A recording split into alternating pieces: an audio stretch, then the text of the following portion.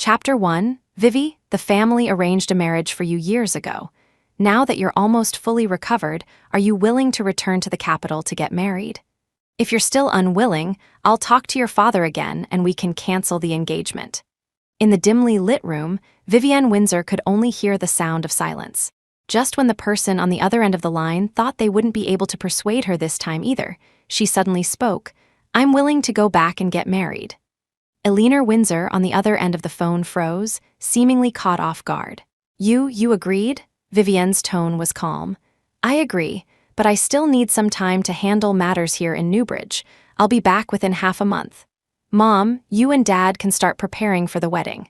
After saying a few more things, she hung up. The moment the call ended, the blaring music from downstairs drifted up, and faintly, she could hear someone singing, "Happy Birthday." It was a birthday party Lucas, Sterling, and Kian Quinn were throwing for Hannah Vance. Suddenly, footsteps approached from outside the door. Hannah, holding a slice of Black Forest cake, walked in with a smile. Her doe-like eyes blinked a few times, her delicate face adorned with exquisite makeup, though a few smudges of cream looked somewhat out of place. "Vivi, why don't you come down and join us?" Vivienne had already seen through the facade beneath that face. Her tone was icy. "I still have work to do. I won't be joining you. Have fun." Almost instantly, Hannah's eyes welled up with tears. "Vivi, is it because you don't like me that you're brushing me off like this?" Vivienne frowned instinctively. She hadn't done a thing, yet Hannah was acting as if she'd been terribly bullied. What was that all about? She sneered inwardly, having no patience for Hannah's crocodile tears. "Save your performance for Lucas and Kian. It doesn't work on me." As soon as she finished speaking, she was about to close the door. "Vivi, don't!" Hannah suddenly stuck her hand out, blocking the doorframe. This caused her entire hand to be brutally slammed when the door closed. The back of her fair hand instantly turned a bruised purple. Hiss! Lucas and Kian happened to be coming upstairs and witnessed this exact scene. Both men rushed forward almost simultaneously, pulling Hannah into their arms, cradling her hand tenderly as they examined it. Seeing the injury on Hannah's hand, Kian's eyes reddened with distress. He had always been a bit impulsive, and he lashed out at Vivienne directly. "It's one thing if you don't like Hannah, but why would you do something so despicable? Vivienne Windsor, when did you become like this?" Lucas Sterling was usually cool-headed, but as he looked at Vivienne now, his deep eyes also held disappointment. "Vivi, it's Hannah's birthday today. You shouldn't have gone this far." But when he looked down at Hannah, his tone changed instantly. "Hannah, does it still hurt? I'll take you to get some ointment." Seeing Lucas lead Hannah away, Kian also followed, hastily comforting her. "Hannah, don't be sad. I'll give you that new sports car I got. After the party, I'll take you for a drive." "A good drive will cheer you up," doted on by the two men. Hannah finally stopped her tears, though her voice was still a little choked. "Thank you, Lucas." After thanking Lucas, she looked at Kian, her eyes tearful as she pleaded, "Kian, please don't go racing. It's very dangerous, I'll worry." Seeing Hannah smile through her tears, Kian eagerly agreed. All right, anything for you, my dear, as long as you're happy, whatever you say goes." Watching their retreating figures descend the stairs, Vivienne stood at the door, feeling for a moment as if she were in a daze. She remembered a long time ago, she used to be the one standing between Lucas and Kian. She had been frail and sickly since childhood, suffering from asthma. The capital, unfortunately, was damp and rainy, unsuitable for her recovery. So, at the age of 5, her parents sent her from the capital to the perpetually spring-like city of Newbridge, to live with her aunt, a doctor, to recuperate. It was during this time that Vivienne met Lucas Sterling and Kian Quinn, who lived next door to her aunt. The three of them grew up together, childhood sweethearts.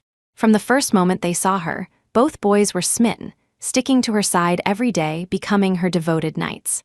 When they were young, they would escort her to and from school, buy her breakfast and milk, tear up all the love letters she received, and forbid any other boy from coming near her.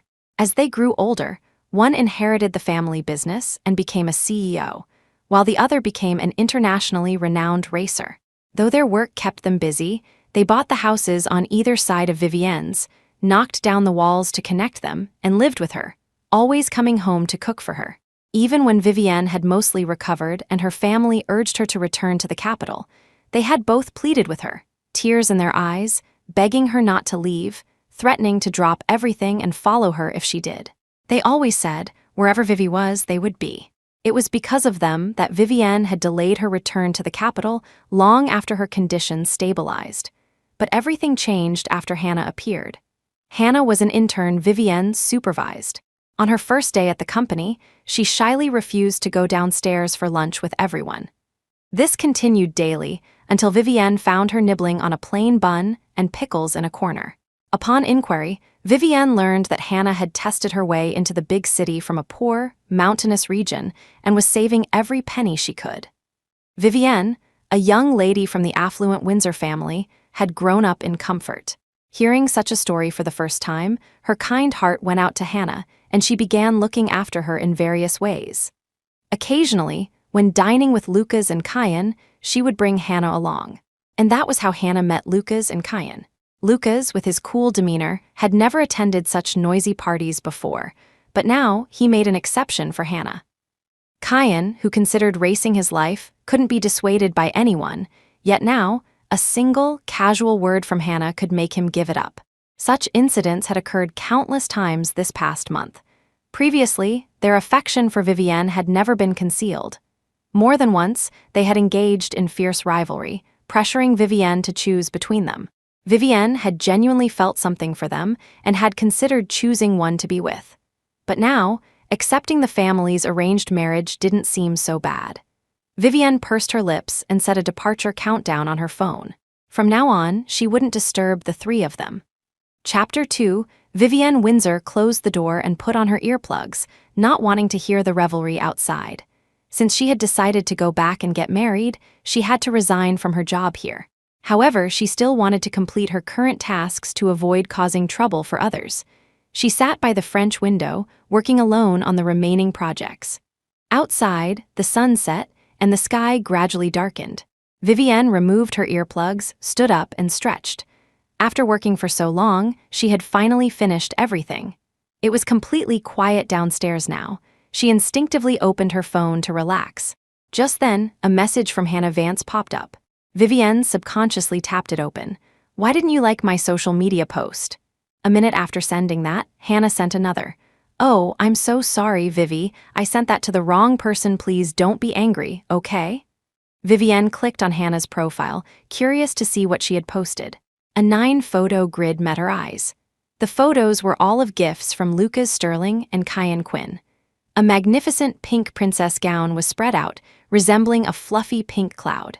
To match the dress, Lucas had also gifted a pair of custom-made crystal diamond shoes, the sparkling diamonds reflecting a beautiful, luxurious light. And the red sports car was clearly from Kian. In the center photo, Hannah stood between Lucas and Kian, her arms linked with each man, smiling sweetly. The caption read, "Yay, I got to be a princess today too." Vivienne knew Hannah posted these things deliberately, just to provoke her and make her angry. If it were the old Vivienne, she indeed wouldn't have been able to stand this two-faced act. Nor could she have tolerated Lucas and Kian giving things that were once exclusively hers to Hannah, whom they had known for less than a month. However, now that she was leaving, she naturally didn't care about these things. She nonchalantly tapped the screen with her fingertip, and a red heart icon lit up. From now on, she, Lucas, and Kian were just ordinary friends. This difficult choice was now Hannah's to make. The next day, Vivienne went to the company and submitted her resignation. After returning home, she gathered all the photos of the three of them together. They had known each other for over 20 years, and the number of photos they had taken together was countless, filling more than a dozen thick albums. Flipping through them, there were pictures of Lucas and Kian playing house with her as children, photos of the three of them winning awards together in middle school, pictures from their university trips. Vivienne looked through them one by one, the memories so vivid they seemed to have happened just yesterday. But now, none of it mattered. She lit them one by one and tossed them into the trash can, creating a small bonfire. The flames licked at the images, devouring them until only ashes remained. Lucas and Kian returned one after the other, just in time to see this scene. Realizing what she was doing, Lucas strode over, his voice trembling slightly. "What are you doing?" Vivienne glanced at him, her tone calm. "Nothing. These photos were getting moldy, so I decided to burn them." Kian instinctively reached for the remaining photos in Vivienne's hand, but she deliberately let her hand tremble, dropping the rest of the photos into the fire. The flames spread quickly, giving them no chance to salvage anything.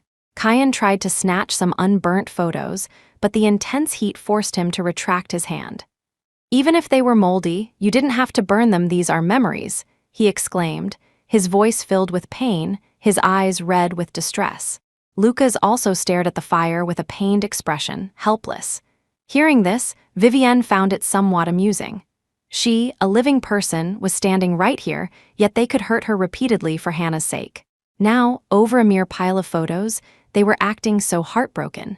She suddenly felt curious. What kind of reaction would these two have if they found out she had decided to go back and get married? Chapter 3. Looking at the two anxious men before her, she said calmly, "They're just photos. We can always take more.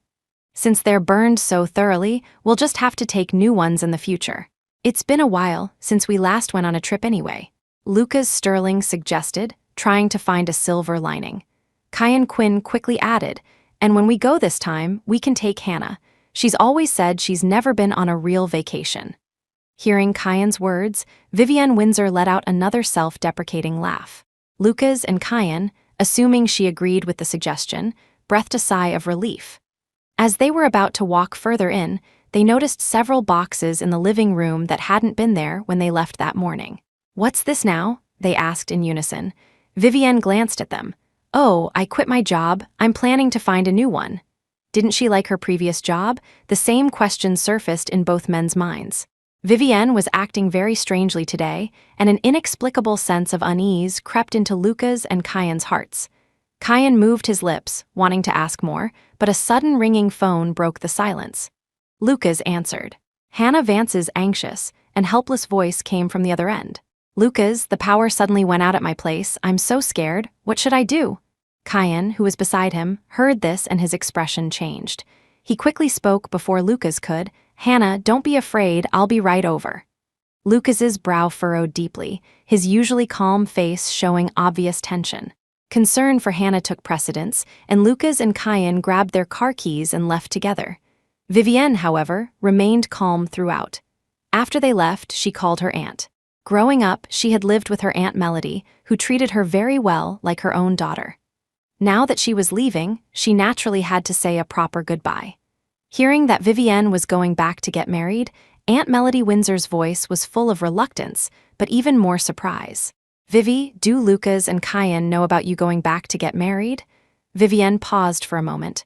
"They don't know, Aunt Mel. Please help me keep it a secret. I don't want any more complications." A moment of silence followed on the other end of the line. Aunt Melody sighed deeply. "Ah, well, you've always been their treasure. Anyone could see those two boys liked you. You three were always together. I really thought you'd end up marrying one of them." "What a pity." Vivienne smiled faintly and said calmly, "It's no pity. We weren't right for each other." Hearing this, her aunt didn't press further, merely saying, "Vivi, I knew you'd go home eventually. I just didn't expect it to be so soon. I've watched you grow up. Come see me before you leave. If you go back to the capital, who knows when we'll see each other again?"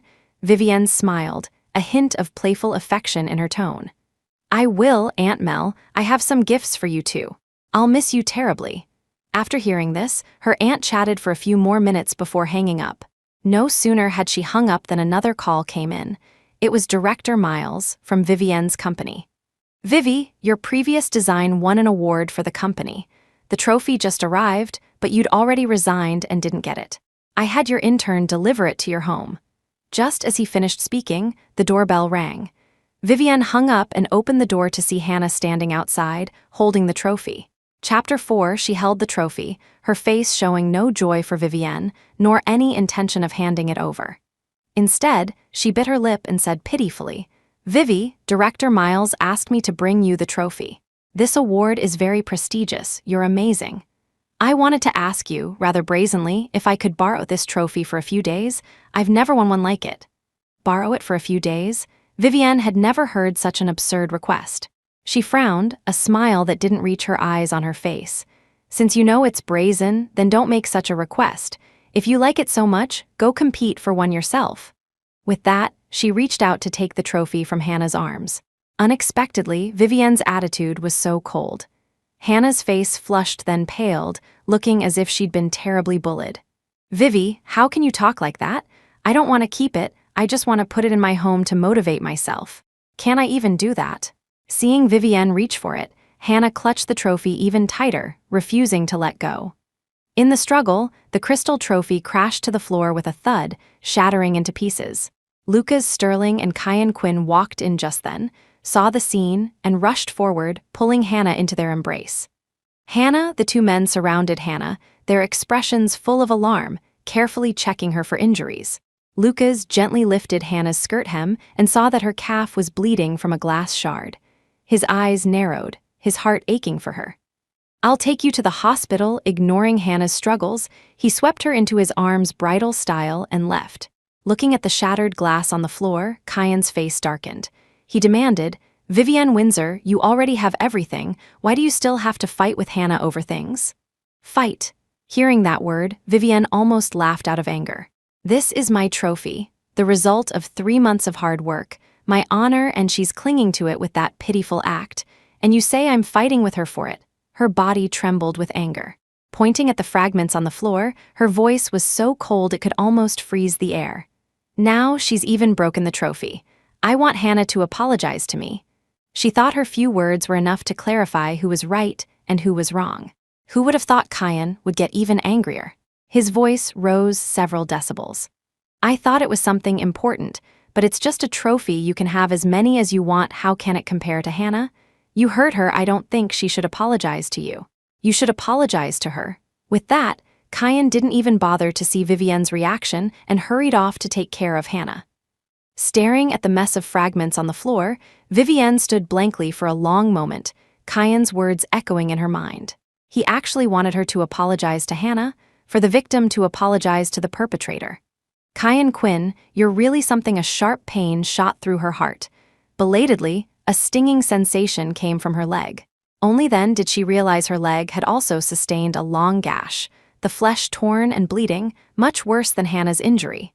Vivienne gritted her teeth, enduring the pain, cleaned up the fragments on the floor, and then went back to treat her own wound. In the evening, Vivienne received a message from Eleanor Windsor.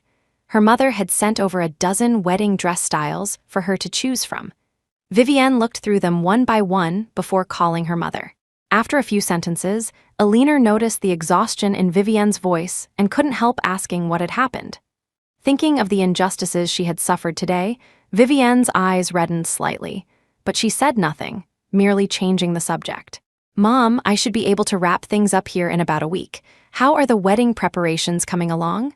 Just then, Lucas and Kian came home. Hearing Vivienne's last 2 words, they asked in unison, "Wedding. What wedding?" Chapter 5.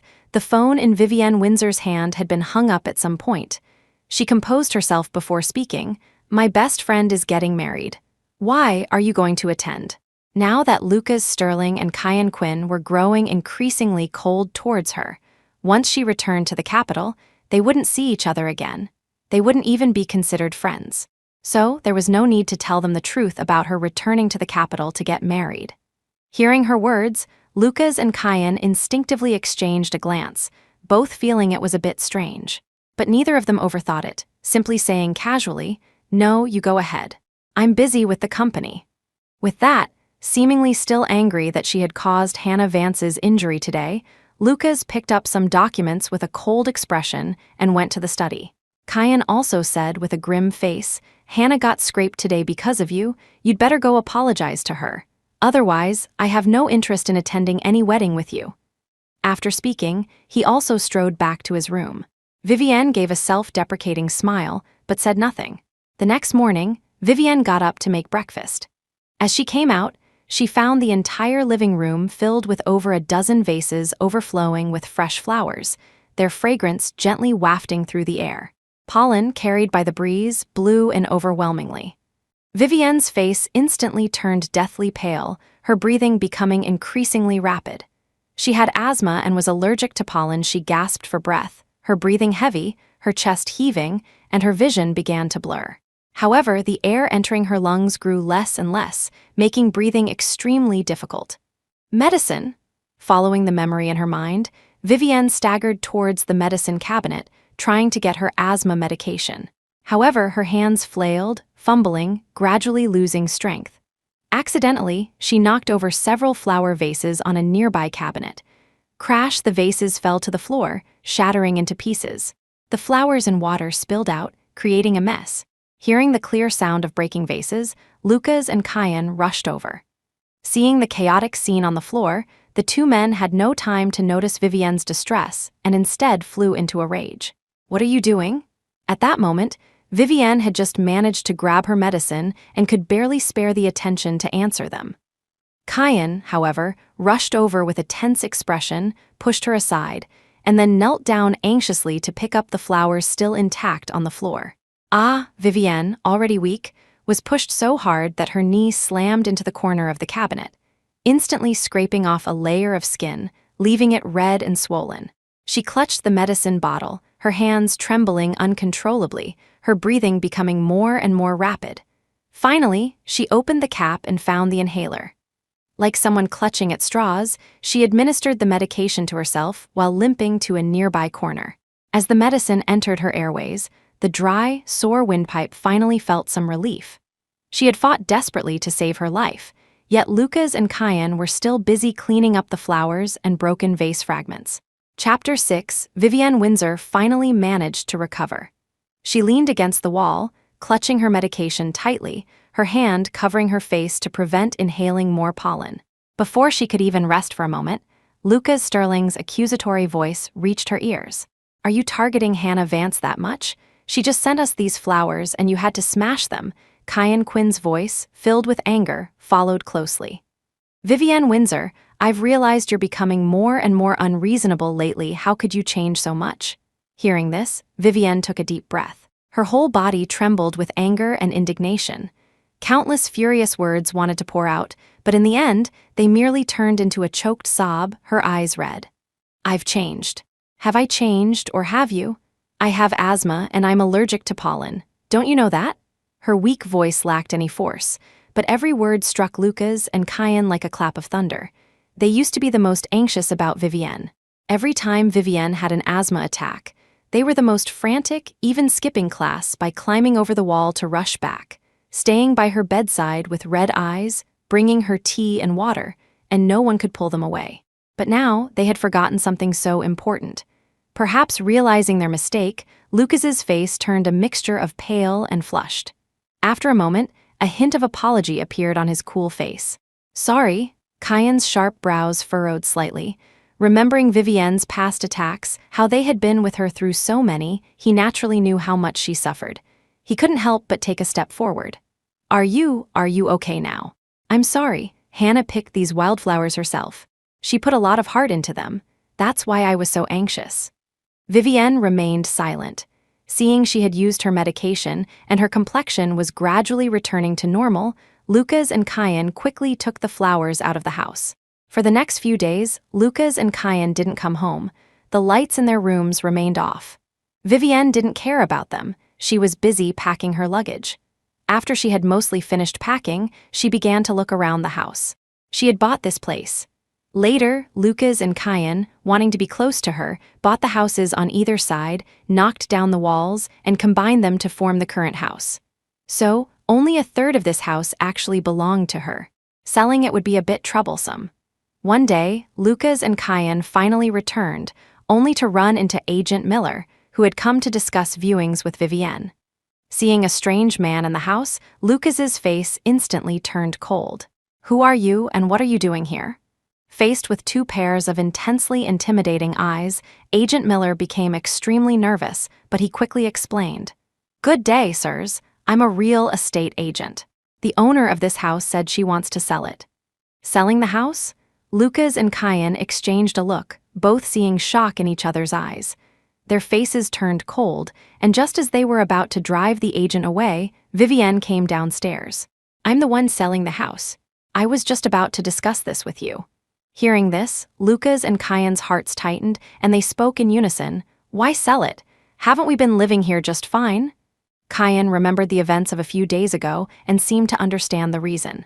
He immediately asked bluntly, "Are you still angry about what happened the other day?" He was clearly flustered and offered a rare apology. "We didn't intentionally forget about your pollen allergy." "Do you really have to be so drastic?" Vivienne calmly shook her head. "It has nothing to do with last time. It has to do with you. I don't want to have anything to do with you anymore." Though she thought this, she didn't say it out loud, merely stating, "You know I've quit my job. I'll be changing jobs, so it's not suitable for me to live here anymore. Besides, we've lived together for so many years, there's no need to stick together all the time." Lucas's face was grim. He still refused to yield. "If it's about work, Kian and I can drive you. You don't need to worry. Besides, you said we've lived together for so many years, we're all used to it. Why separate?" "Yeah, with Lucas and me around, worst case, we can arrange a driver for you." "I don't agree to separating." Kian also voiced his disapproval. Seeing that this wasn't enough to convince them, Vivienne pressed her temples, not understanding why they were so insistent. She played her trump card. "In that case, let's sell this one and buy a bigger house. Then we can even have Hannah move in with us." Hearing Hannah's name, both men's eyes lit up and they hesitated. Finally, Kian couldn't resist the proposal and spoke first. "If that's the case, it's not impossible." Only Lucas, with his deeper thoughts, looked at her with complex emotions in his eyes. "You're willing to have Hannah move in." For some reason, he felt that things weren't as simple as he imagined. But before he could think further, Vivienne chuckled lightly. "Of course, why wouldn't I be? We're all friends." She made a decisive decision. "That's settled then. Sell this house and buy a new one." With these words, Lucas and Kian fell silent, no longer objecting. Chapter 7, with the house finally sorted, Vivienne Windsor couldn't help but breathe a sigh of relief. A great weight lifted from her shoulders in an instant.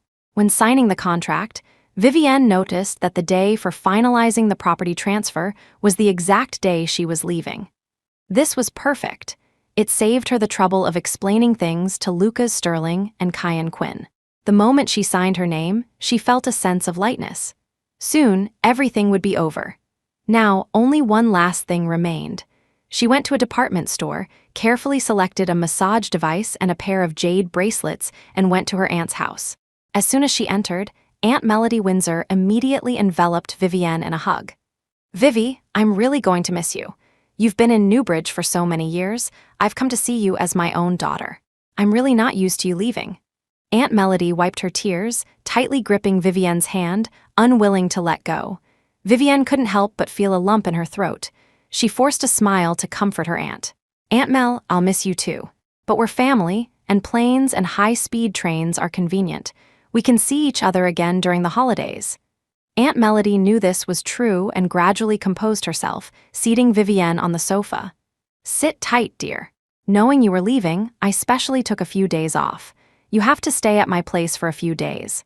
I'll cook all your favorite dishes." She gave Vivienne no chance to refuse, quickly heading to the kitchen. She prepared several of Vivienne's favorite dishes and brought them out with a smile. Watching her aunt bustle about, Vivienne couldn't help but smile. She couldn't refuse her aunt and agreed to stay for a few days, just to spend some time with her. It wasn't until it was almost time for her to leave, when she could delay no longer, that Vivienne reluctantly said goodbye to her aunt. "Aunt Mel, I really have to go. I'm going back to the capital in 3 days to get married."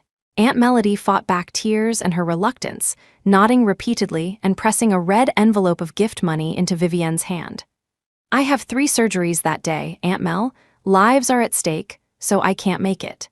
This is a token from me. Vivi, you must be happy." Vivienne's eyes reddened as she respectfully accepted the gift money. "I will, Aunt Mel.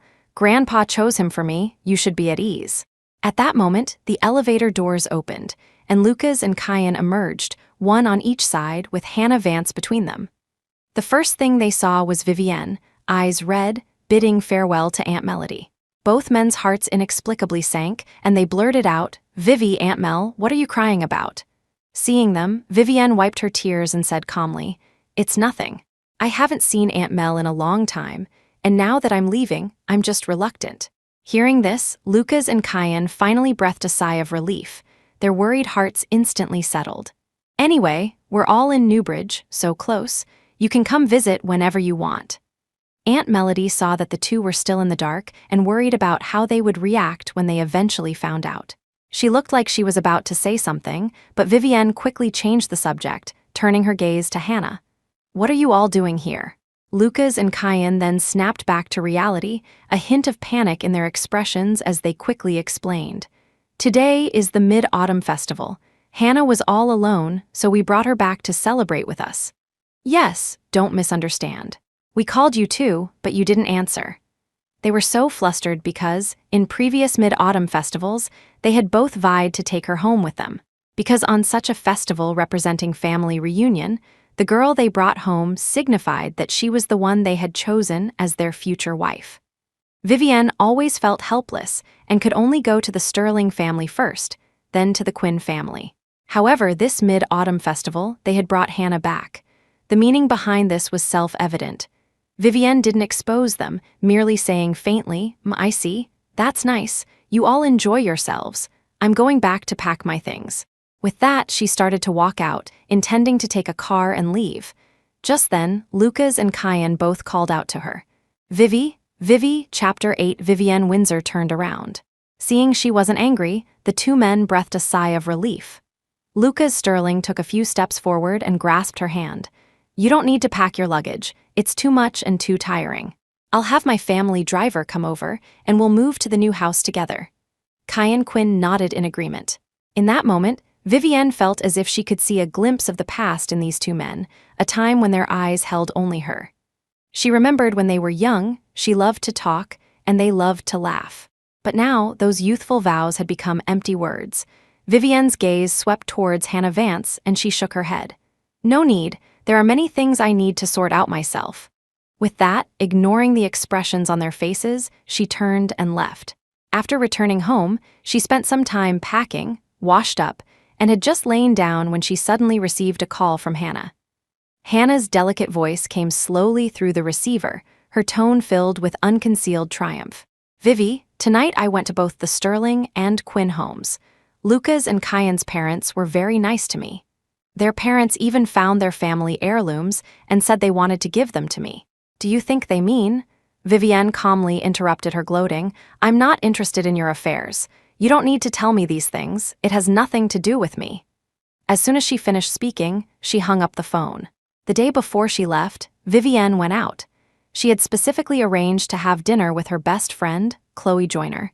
She didn't have many friends in Newbridge. Growing up, Lucas and Kian had strictly limited her social circle, not only forbidding her from having boyfriends or receiving love letters from boys, but even interfering with her female friendships. Back then, they would say pitifully, "Vivi, isn't having us enough? You're so wonderful, I'm afraid even girls will like you." Their possessiveness over her was terrifying. They wanted her eyes to see only them. But now, it was they who had personally pushed her away. In a newly opened Western restaurant, Chloe was already seated, waiting. Upon seeing Vivienne, Chloe gave her a big hug. The thought of her leaving brought a fresh wave of reluctance. "Vivi, I can't believe you're going back to the capital to get married. I'm going to miss you so much. I really thought you'd marry either Lucas or Kian and stay in Newbridge. Then we could still hang out often." Vivienne smiled faintly at her words. "They have other choices, and so do I." Hearing this, Chloe felt a bit deflated. She thought of Hannah, and her expression instantly turned sour. She said indignantly, "You were so good to that Hannah before, but she—" Vivienne smiled and interrupted, "Let's not talk about such insignificant people. After I get married, I won't see her anymore. Whatever drama she stirs up will have nothing to do with me." Just as she finished speaking, Hannah walked into the restaurant.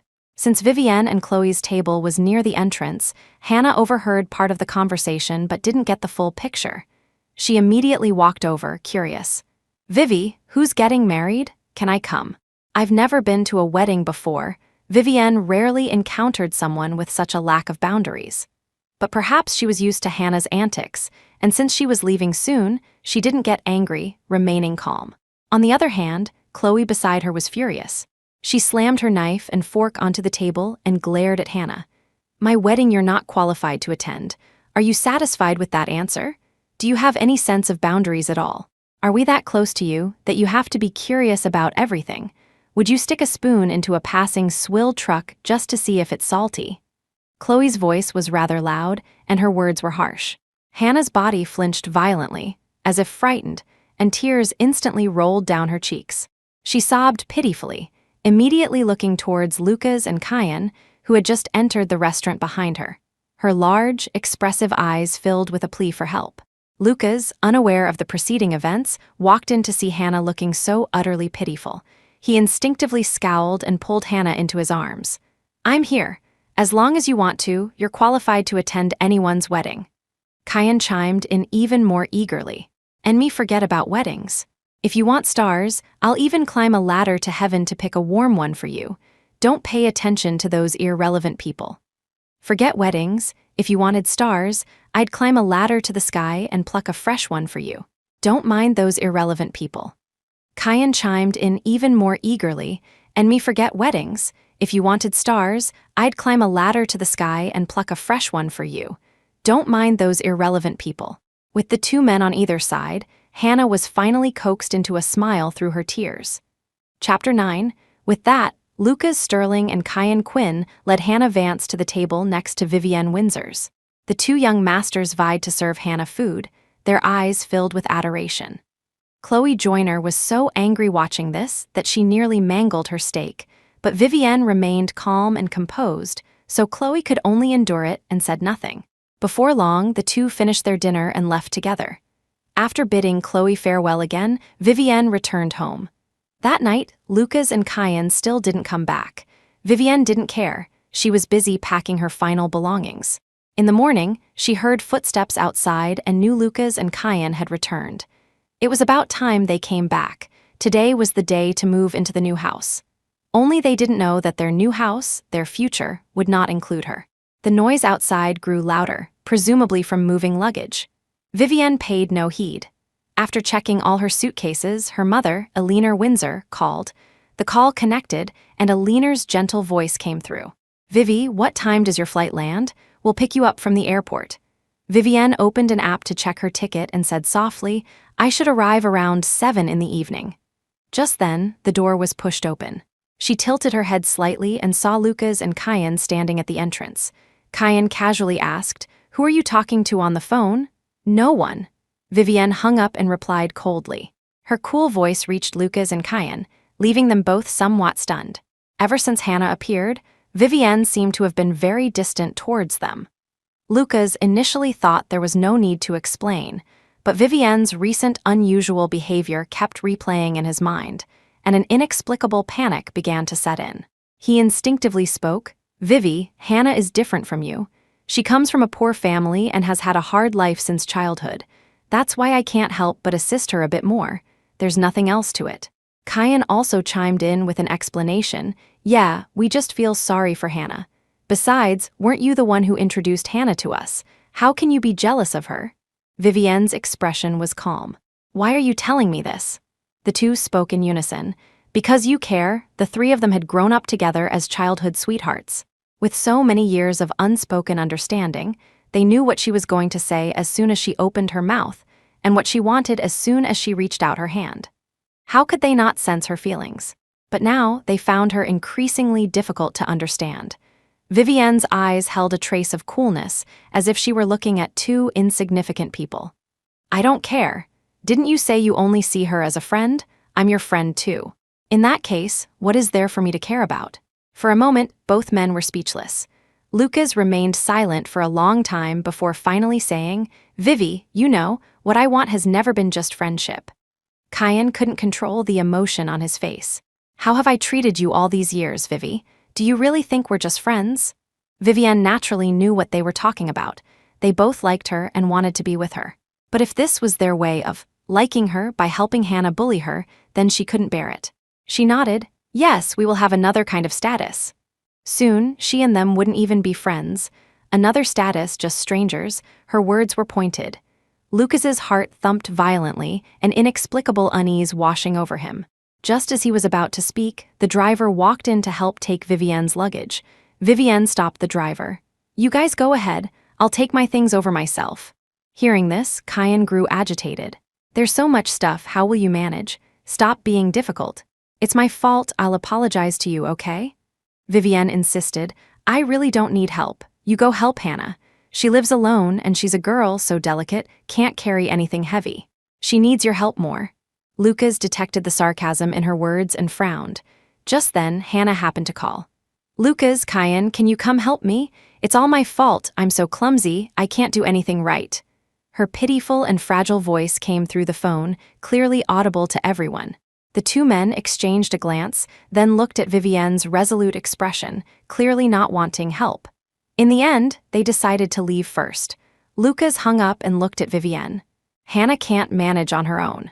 I'll go help her. Kian also grabbed his car keys. I'll go too. As he was about to leave, Lucas, still worried, turned back and added, Vivi, I know you're not in the mood to listen right now. I've booked a restaurant.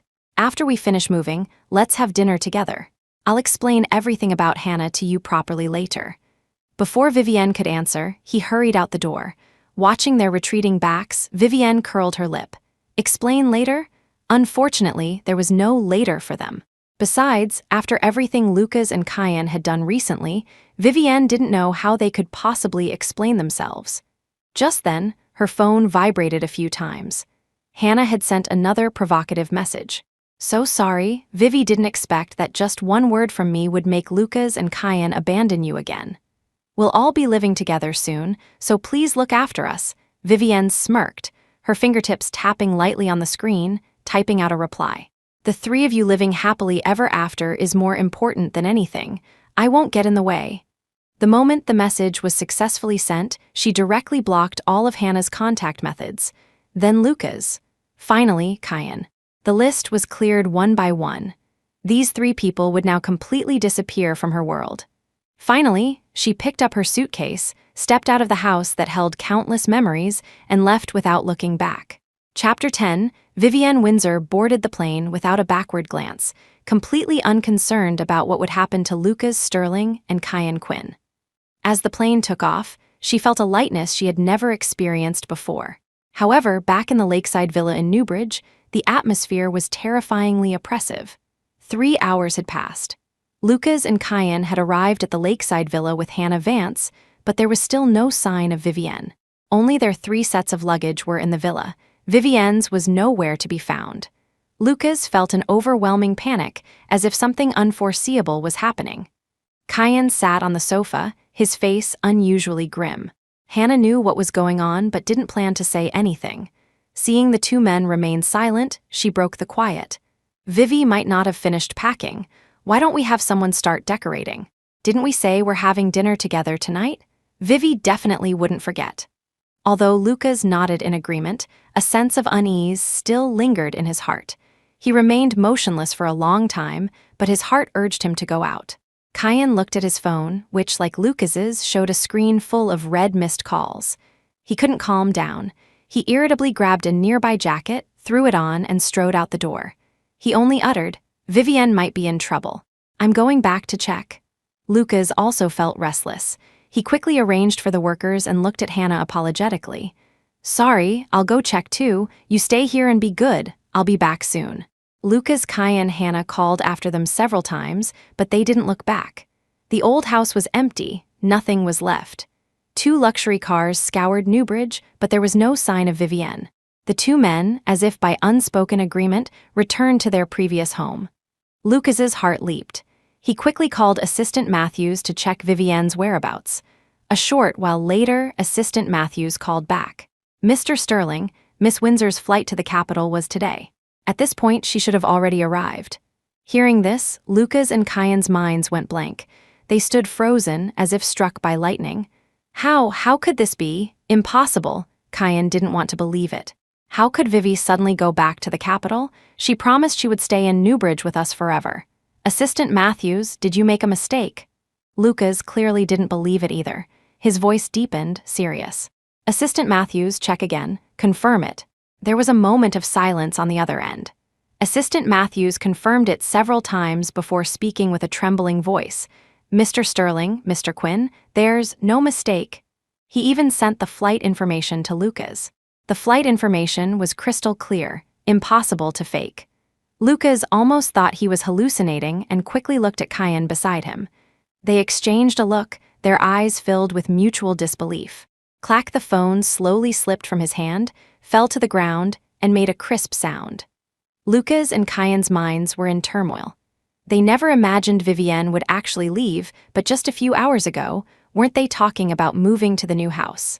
His mind replayed Vivienne's strange state when they left. Just then, Kian tapped his head. The last thing she said on the phone before they left became incredibly clear in his mind. Everything is ready, about to leave, should arrive in the evening. Chapter 11, Kian Quinn belatedly remembered everything.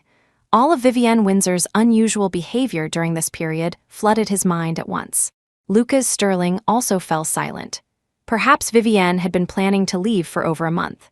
Could Hannah Vance's influence on Vivienne really be that significant? Just as he thought of Hannah, her call came through. Kian, Lucas, I'm already at the restaurant waiting for you. We agreed to have a celebratory dinner. Where are you? Kian held his phone but didn't reply for a long time. After a while, he finally spoke, his voice hoarse. Hannah, let's postpone the dinner. We'll talk about it later. Vivienne wasn't even here anymore. What was the point of a celebratory dinner? Lucas remained silent, staring at the shattered phone on the floor, his thoughts unreadable. Suddenly, the familiar Agent Miller walked over, leading a man in a gray coat. Sir, take a look at this house.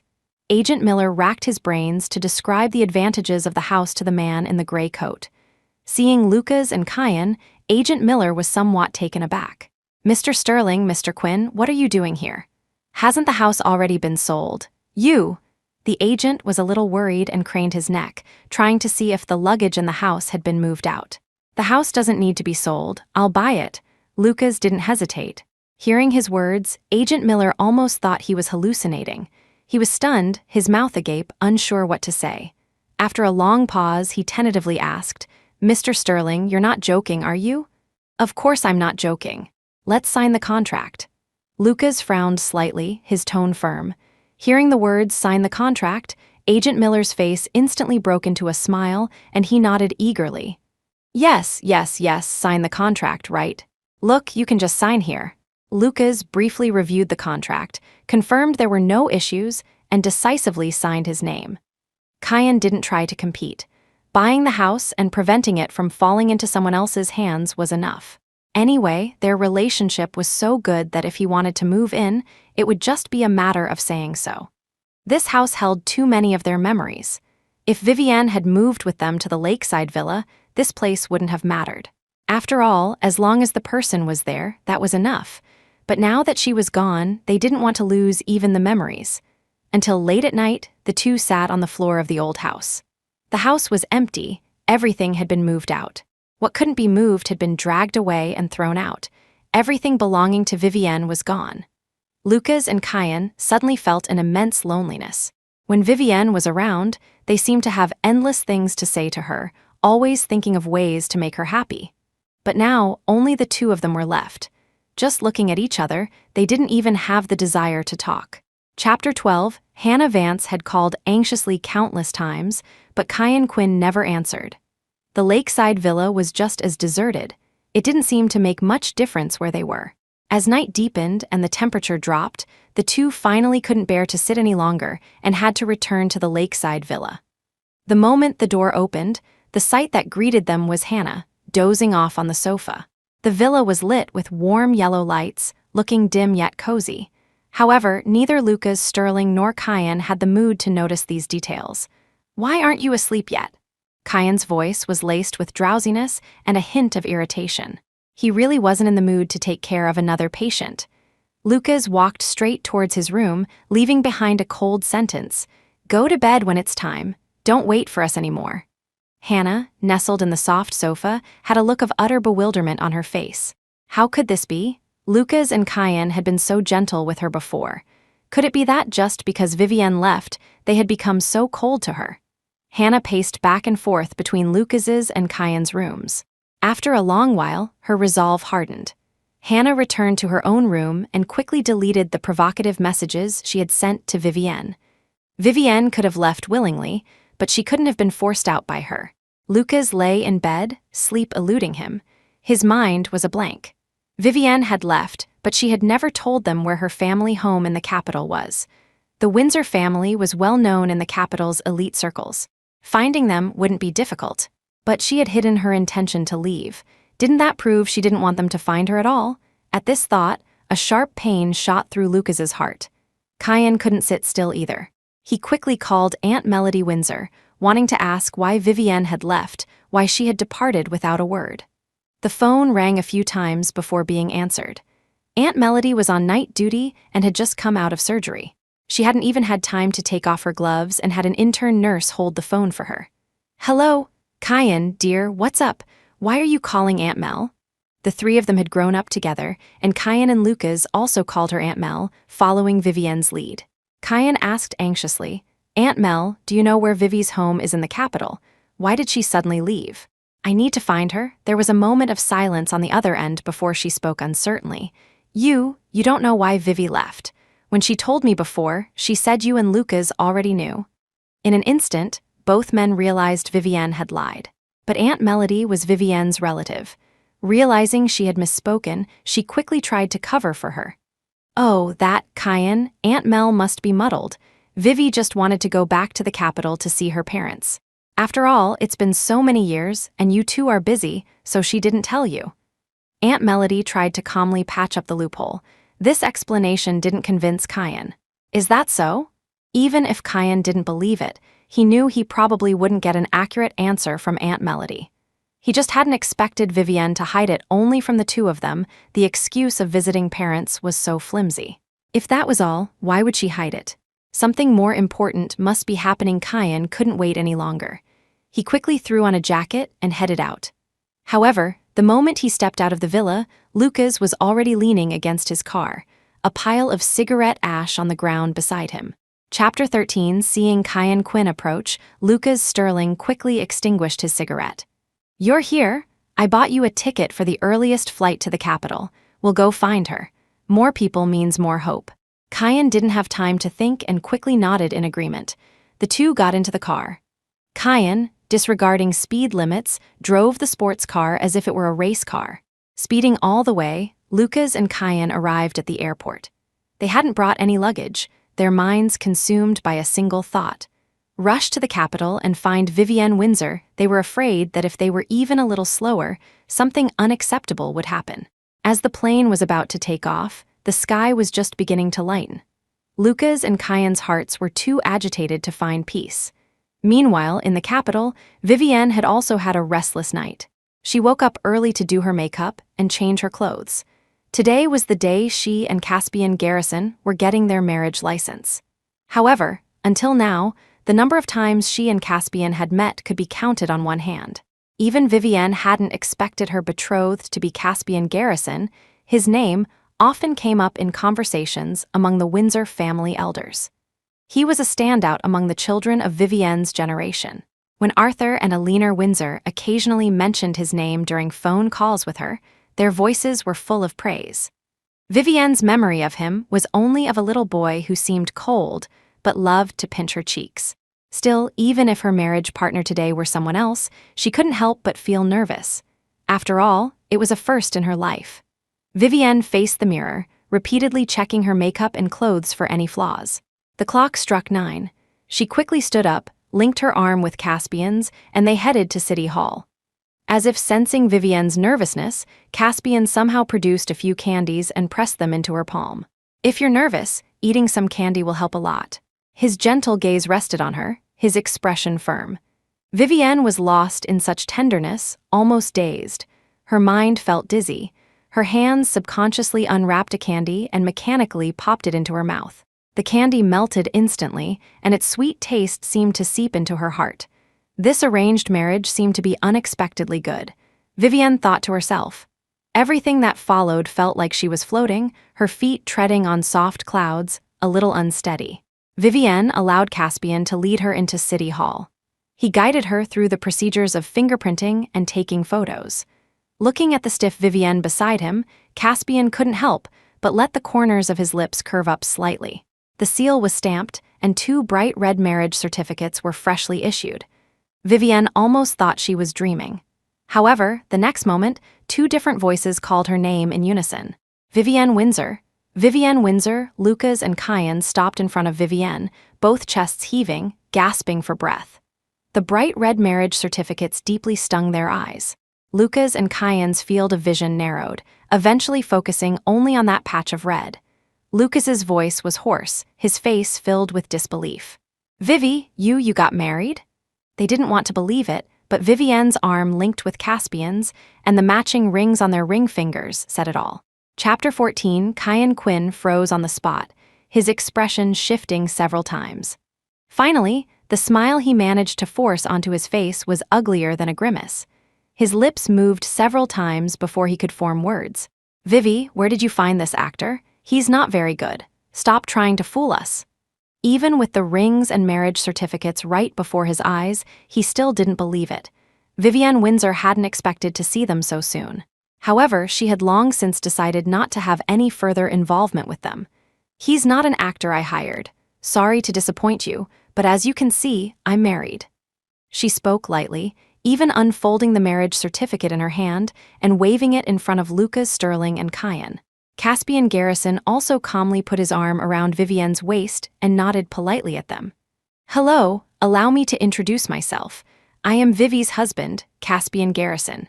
His eyes were a light, beautiful amber color. His casual glance at Lucas and Kian naturally carried an air of dismissive superiority. Lucas's pupils contracted, an unknown anger flaring within him. He barely managed to control his emotions, his voice suppressed as he stared intently at Vivienne. "Vivi, stop fooling around. Are you jealous? Be good, you don't mean this. Go get a divorce. You must not have thought it through. This was just an impulsive act." As he spoke, Lucas even tried to grab Vivienne's hand, intending to pull her back into City Hall. Kian deliberately tried to block Caspian for Lucas. "Mr. Garrison, what right do you have to marry Vivi? Do you understand her? Do you know all her likes and dislikes? Do you know all her little habits? Do you love her?" He yelled impulsively, even placing his hand on Caspian's shoulder. Caspian, however, paid no mind to his words and easily dodged Kian's restraint. "Mr. Quinn, Vivi and I can still cultivate our feelings. A marriage before love isn't a bad idea, but you and Mr. Sterling haven't even sorted out your own affairs. As far as I know, you seem to be entangled with Hannah Vance. With that, what right do you have to compete with me?" As he spoke, he even dusted off his shoulder with a look of distaste, as if disgusted that Kian had touched him. Hearing Hannah's name, Lucas and Kian both hesitated. We just feel sorry for Hannah, that's all. We have no other feelings for her," Kian said quickly. Vivienne pulled her hand away from Lucas and stood beside Caspian, saying coldly, "Enough, Lucas, Kian, you don't need to explain these things to me. From the moment I left Newbridge, we've had no relationship." Her expression remained distant, as if she were looking at two strangers. "Whether you two like Hannah or not has nothing to do with me. Don't come looking for me again. The capital is not your territory." As soon as she finished speaking, Caspian snapped his fingers, and a row of uniformly dressed bodyguards appeared. "Take them away, send them back to Newbridge, and make sure they don't have a chance to come to the capital."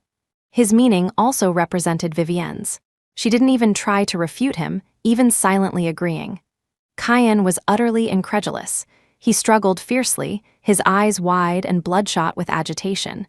"Vivi, you can't go with him. Let's go back to Newbridge. We'll treat you well. Let's go back to how things were, okay?" Chapter 15, Vivienne Windsor refused without hesitation. "No, it's not okay. I have my parents and family in the capital. As for Newbridge, I've grown tired of it." Lucas Sterling suddenly smiled, then his face quickly turned cold again. "Vivi, I'll make you regret this and come back to us. No need, I won't give you that chance." Caspian Garrison flicked his fingers, and the group of bodyguards gagged Lucas and Kian, tied their hands and feet, and threw them into a helicopter. Having his new wife witness such a ruthless side of him made Caspian a little nervous. "Vivi, would you be scared of me like this?" He wouldn't have been able to secure his position in the Garrison family through gentle means, of course. However, he didn't want to show this side of himself to Vivienne. Vivienne looked at Caspian's face. In that instant, she suddenly felt that the gap between them had shrunk considerably. She smiled and shook her head. "How could I? This was handled very well." Fewer troubles were, of course, for the best. Vivienne hadn't expected Lucas and Kian to follow her. In her mind, without her as an obstacle, Lucas and Kian should have felt unrestricted and been able to openly pursue Hannah Vance. The three of them were already living together. Wasn't it only a matter of time before they got together? Besides, Hannah herself had that intention. Vivienne thought they were simply not used to her not being around. One would feel reluctant to part with even a photograph kept for a few years. It was normal to feel unaccustomed when someone you've known for over 20 years suddenly leaves. But with enough time, habits can be broken. Vivienne went home with Caspian. In the helicopter, the roaring sound made Lucas and Kian's minds a mess as well. What had they come here for? It seemed they hadn't achieved anything. They were just one step too late. Why had Vivienne gotten married? He remembered when they had subtly expressed their feelings for her, she had been so shy she didn't know what to do. How could Lucas and Kian not see her dilemma? Back then, Vivienne was caught in a difficult situation. She didn't want to hurt either of them. No matter which childhood friend she chose, it would cause immense pain to the other. It was precisely because of this that Vivienne had delayed making a choice. Sometimes, she even wished they could remain friends, that things could just continue as they were. Because her feelings for either of them hadn't quite reached the point of true love. Lucas and Kian knew this too. They had the same thought, they didn't want to ruin their bond, so the two of them made a decision to push Vivienne a little. Coincidentally, Hannah appeared at this time. Her disguises were rather clumsy. A little investigation would reveal that her family background wasn't as poor as she claimed. Hannah was born in a small mountain village. Her parents worked migrant jobs. Although there was some preference for sons, they at least supported Hannah through university. They even earned money to support her studies in painting and design. During university, she had transferred her household registration to the school. Then, the moment she graduated from university, Hannah borrowed a large sum of money from her family and completely cut off contact with them. After starting work, she latched onto Vivienne. Lucas and Kian merely wanted to use her as a shield, to make Vivienne see her own heart clearly, to make her a little jealous, and then choose one of them to be with. Chapter 16, Lucas Sterling and Kian Quinn had made a pact. No matter whom Vivienne Windsor chose, the other would suppress all inappropriate thoughts, and from then on, be just an ordinary friend. However, neither of them had expected Vivienne to choose no one. Why did it turn out this way? Why did pushing her lead to this outcome? Lucas and Kian looked at each other, a hint of resentment brewing in their hearts. Why did they have to come up with such a terrible idea back then? If only they had been a little earlier, or a little later, perhaps the three of them could have maintained their previous friendship, which would have been better than now, where even meeting was exceptionally difficult. The helicopter landed on the rooftop of the lakeside villa. The two were unceremoniously dumped by the bodyguards, and not long after, the helicopter took off again. Hearing the rumbling on the roof, Hannah Vance hurried up to check. Seeing Lucas and Kian with their hands and feet bound, Hannah's eyes turned red. "Are you okay?" she asked with concern, hastily untying the ropes for them. Lucas rubbed his bruised wrists, his expression cold. He didn't even spare Hannah a second glance and walked straight downstairs. Kian also had pent up anger and frustration, with nowhere to vent. Hannah brought 2 glasses of warm water and placed them in front of the two men. "You went to the Capitol. Did you find Vivi? How is she?" She subconsciously fidgeted with her sleeve, feeling a little nervous. She tried to console herself. No, they came back like this, they must have had a rough time in the Capitol. Vivienne has a perfect family background, loving family and friends. She has everything. So don't try to take Lucas and Kian from me. Hannah gritted her teeth inwardly, but maintained a gentle and sweet smile on her face. Hearing her words, Lucas's eyes darkened, and he narrowed them suspiciously. "What did you say? We didn't tell you we went to the Capitol. How did you know? What exactly do you know?" Hearing this, Kian also put on a serious face, grabbed Hannah's hand firmly, and his every word carried immense pressure. "What have you done? Speak, don't make us investigate ourselves. Did you say or do something that forced Vivi away?" Hannah's heart leaped in fright. Just like before, large tears rolled down her face, and she sniffled, sobbing uncontrollably.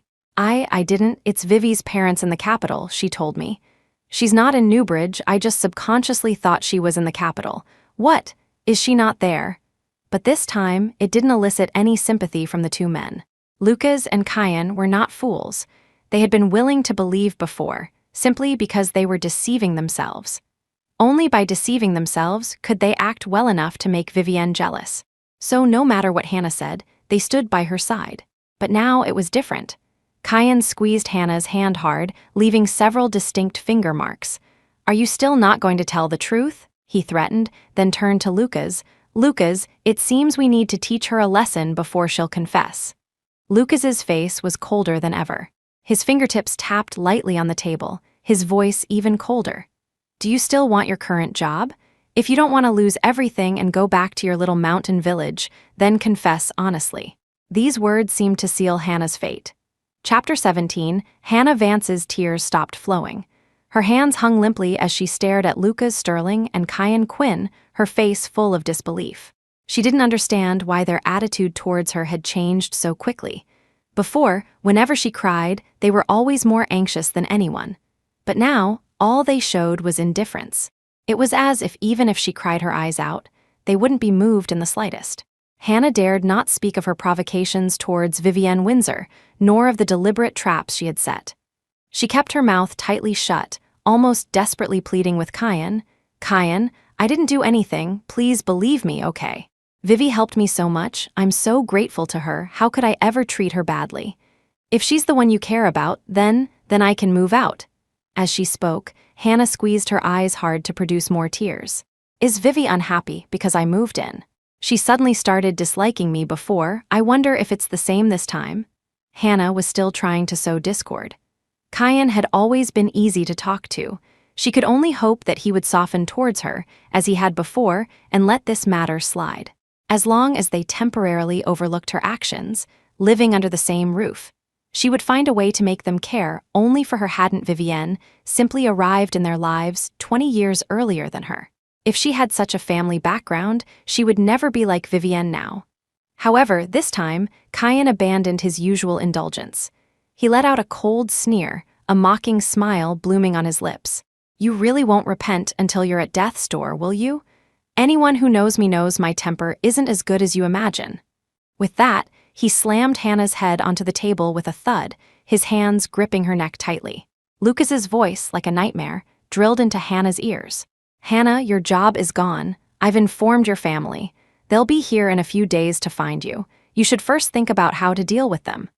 With just a few light taps on his phone, he had easily decided someone's fate. "No, don't let them come, I'll tell you everything." The pain of suffocation was perhaps less terrifying than Lucas's threat. Hannah's heart pounded violently. She was almost scared out of her wits. Only after getting her answer did Kian slowly release his grip. "Speak, cough, cough." Hannah coughed violently a few times, gasping for breath. I can show you my phone." With that, she unlocked her phone and handed it over. "I didn't do anything. You've misunderstood." Hannah secretly rejoiced, glad she had deleted the provocative messages to Vivienne earlier. Lucas didn't even take the phone. With just one glance, he guessed she hadn't given up and was still feigning. Kian snatched the phone directly and sent it out to have all its data recovered. Hearing Kian make the call, Hannah felt as if the sky was falling.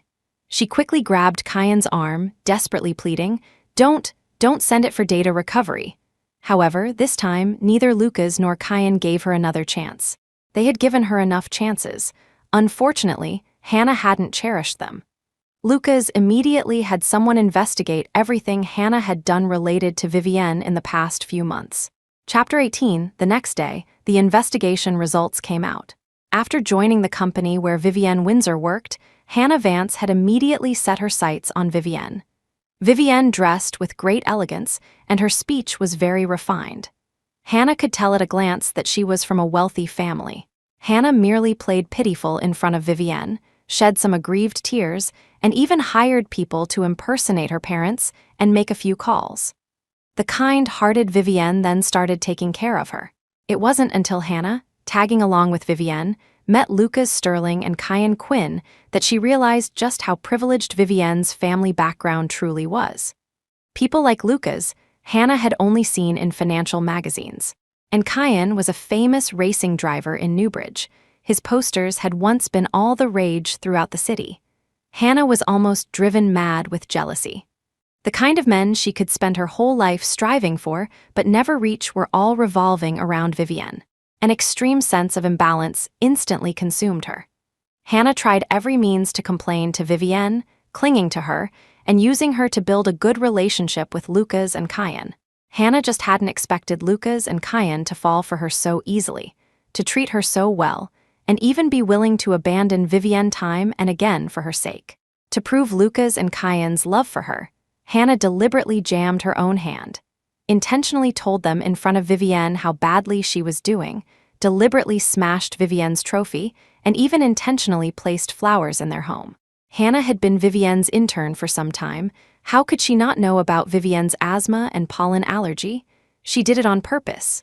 The malice in Hannah's heart was almost overflowing. She only regretted that Vivienne hadn't died that day. The data on the phone had also been recovered, including the provocative message Hannah sent on the day Vivienne left. "Sorry, this time I made Lucas and Kian abandon you again. We'll be living together as four from now on, so please take care of us." This sentence was extremely glaring. Kian was so angry he slapped the phone across Hannah's face. He gritted his teeth. "How dare you speak to her like that? If it weren't for her, do you think you, of all people, would even be worthy of our attention?" Lucas leaned back on the sofa, his eyes slightly closed, his thin lips moving. "Throw all of Hannah's things out. And by the way, bring Hannah's family here to find her." He issued the order without hesitation. Assistant Matthews quickly replied, "Yes," and immediately directed the workers to move Hannah's belongings. Hannah collapsed to the ground in despair, her eyes completely lifeless. "No, don't take my things," seeing the workers moving in and out, her belongings being ruthlessly thrown out. Hannah desperately lunged forward to stop them. She had only lived in such a luxurious house for a few days. Her good life hadn't lasted long enough. Why were they doing this to her? Hannah threw herself on the ground, genuine tears streaming down her face. "It's over, everything is over." Hannah suddenly couldn't see a future. She had fought desperately to climb out of her small mountain village and enter a renowned design firm in Newbridge, only to now fall completely into the dust. Everything that had happened in these 2 months felt like a beautiful dream. When the dream ended, she returned to reality. She was still the ugly duckling, fundamentally unable to become a swan. Chapter 19 yet, even so, Hannah Vance wanted to try one last time. Holding her phone, she dialed Laura Sterling's number, crying out for help. "Mrs. S., Lucas is bullying me." She spoke hesitantly, leaving plenty of room for interpretation. Hearing Hannah's slightly hoarse and aggrieved voice, Laura Sterling instantly fumed. "Hannah dear, you wait, I'll be right over. That boy, bullying you and not even planning to give you a proper status. I don't have such an ill-mannered son." Laura Sterling quickly hung up and rushed over as fast as she could. Lucas Sterling stared daggers at Hannah, his face unusually grim. "What do you think you are? How dare you slander me?" He could no longer maintain his composure. His fingers gripped Hannah's jaw so forcefully that her skin turned bruised purple. But Hannah still clung to her phone as if it were an imperial edict, refusing to let go. Kian Quinn patted Lucas's shoulder comfortingly and said slowly, "It's okay, don't mind her. She's just a little twerp. Mrs. S. isn't so muddled as to not believe her own son." Hearing this, Lucas calmed down slightly and slowly released his hand. Laura Sterling had just stepped through the door, her rebukes not yet out of her mouth, when Lucas handed her the investigation report. After Laura Sterling finished reading it carefully, her face turned as black as the bottom of a pot. She strode up to Hannah and, disregarding her high society image, grabbed Hannah's hair and slapped her hard across the face. Almost instantly, Hannah's cheek swelled up high. "Mrs. S., why are you treating me like this? Lucas, he's saying this because he doesn't want to admit what he did to me." "Enough," Laura Sterling interrupted Hannah's ambiguous words. She sneered, her expression as indifferent as Lucas's. "Hannah, I know my son best. Besides, I've been around. Do you think I can't tell if something happened between you two? For what you've done, Vivienne chose to let you go, but the Sterling and Quinn families will definitely not let you off the hook. After all, Vivienne Windsor had been doted on by the Aunt Melody's family, the Sterling family, and the Quinn family as she grew up. On the day of the Mid-Autumn Festival, when Lucas and Kian suddenly brought Hannah back, the Sterlings and Quinns already felt they couldn't face Aunt Melody's family. They also felt ashamed and embarrassed. It wasn't because their sons had found a girl from a poor family that they felt ashamed. It was because both the Sterling and Quinn families had previously said they wanted Vivienne as their daughter-in-law.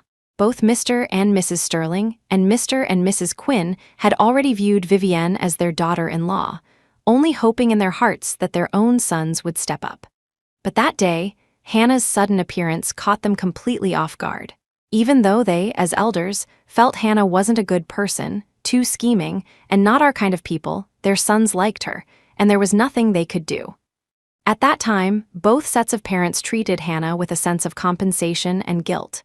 That's why they showed her the family heirlooms, thinking that if she really ended up with their son, they would give the heirlooms to her.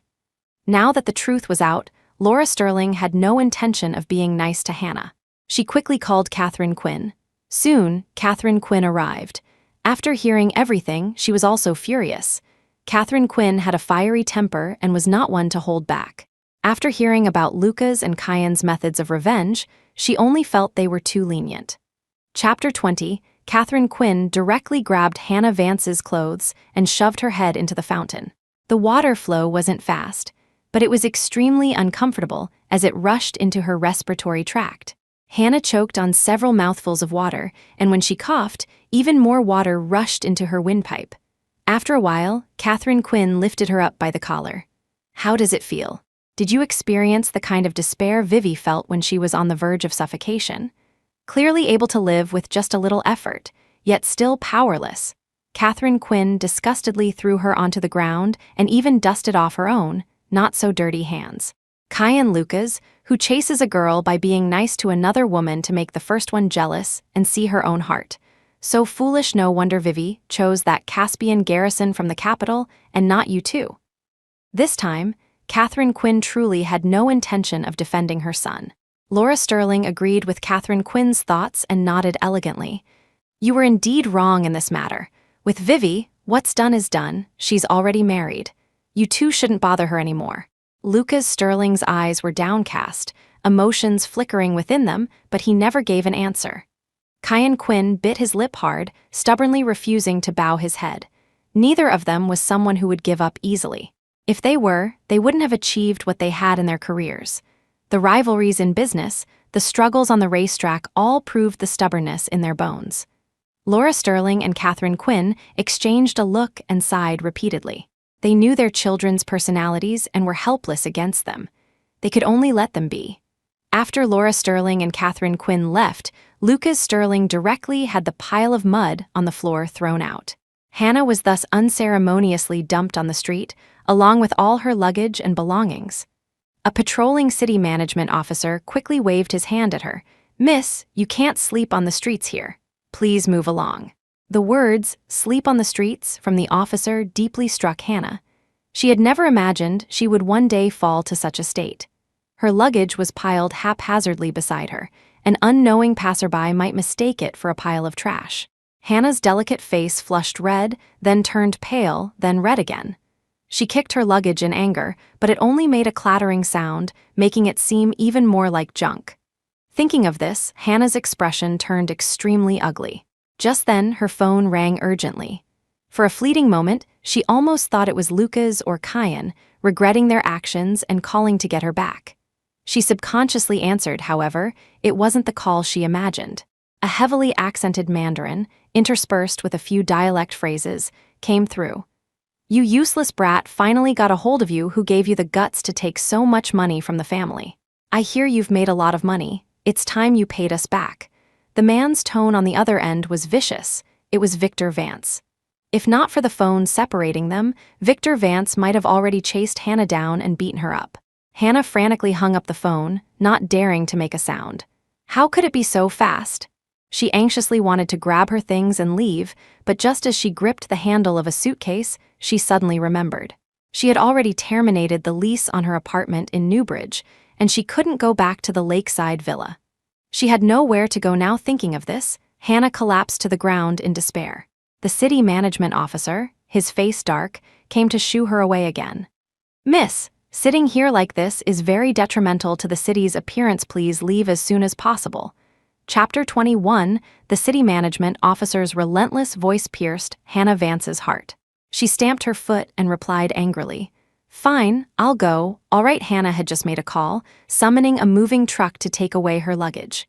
She had nowhere to go, and the driver was getting impatient, asking her repeatedly where she was headed. After a long while, she managed to name her previous residential complex. Go to Orchid Gardens. She could only contact her previous landlord to discuss renewing the lease. Fortunately, only a few days had passed, and the apartment hadn't been rented out yet. As Hannah returned to Orchid Gardens, the first thing she saw was her entire family, young and old, waiting at the complex entrance. Although the Vance family dressed rustically, they were relatively clean and tidy. However, Hannah was full of disdain for them and naturally treated them poorly. She wanted to tell the driver to turn around and leave, but once they reached the destination, the driver got out to help unload the luggage.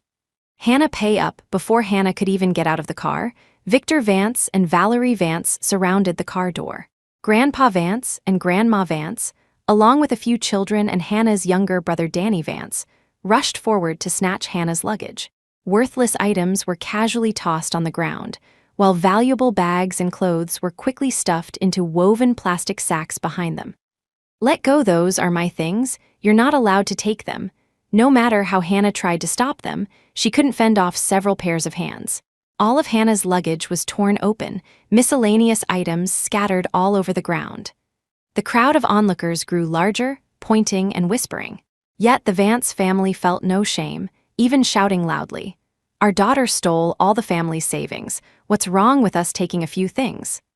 As if that wasn't enough, when Hannah tried to persuade them to go upstairs to the apartment, the Vance family shamelessly lay down and brazenly ordered Hannah around. Cooking for the whole family wasn't enough. All the household chores, everyone's laundry, and so on, were all dumped on Hannah. If she didn't do it, the Vance family would go around the complex, loudly proclaiming Hannah's scandalous deeds. Hannah didn't want to lose face and could only endure it. This still wasn't enough to appease the Vance family's anger. They also urged Hannah to go out and find a job to earn money. Hannah spent her days looking for work and her evenings doing chores, all while being berated. Her condition deteriorated daily. In just a few days, she seemed to have aged a dozen years. Her complexion was sallow, and her body swayed with every step. This state nearly drove her mad. With nowhere else to turn, Hannah went to Lucas Sterling and Kian Quinn to seek forgiveness. She knelt shamelessly outside the lakeside villa, shouting hoarsely, "Mr. Sterling, Mr. Quinn, I was wrong. I was really wrong. I shouldn't have harmed Vivienne Windsor. I truly know I was wrong." She cried out again and again, begging for forgiveness. However, the villa was empty. Lucas and Kian had moved back to their previous house. The lakeside villa was vacant again. However, even though the two had left, the security guard still informed them of the situation. "Don't bother with her, just let her kneel. She'll eventually leave." Lucas's cold voice was calm, without a trace of emotion. The security guard hung up the phone and continued to patrol the area, preventing Hannah from sneaking in. After all, her clothes didn't look like she could afford to be there. Chapter 22, Hannah Vance knelt stubbornly outside the villa for a day and a night, finally collapsing from exhaustion. When she woke up, neither Lucas Sterling nor Kian Quinn were by her side. She was still in her rented apartment. From outside her room, she heard Victor Vance and Valerie Vance discussing. "Let's go home today. We can't stay here any longer. Hannah won't listen to us obediently. She has legs, she'll definitely run away again. Let's go back together while she's still unconscious," Valerie said anxiously. Victor Vance nodded in agreement, saying, "All right." Then the door opened, and Hannah, with all her might, struggled to run out. She didn't even have time to put on her shoes, but she didn't forget to grab her phone. Hannah didn't know who to beg anymore. Lucas and Kian were so cold. In her panic and helplessness, Hannah suddenly thought of Vivienne Windsor.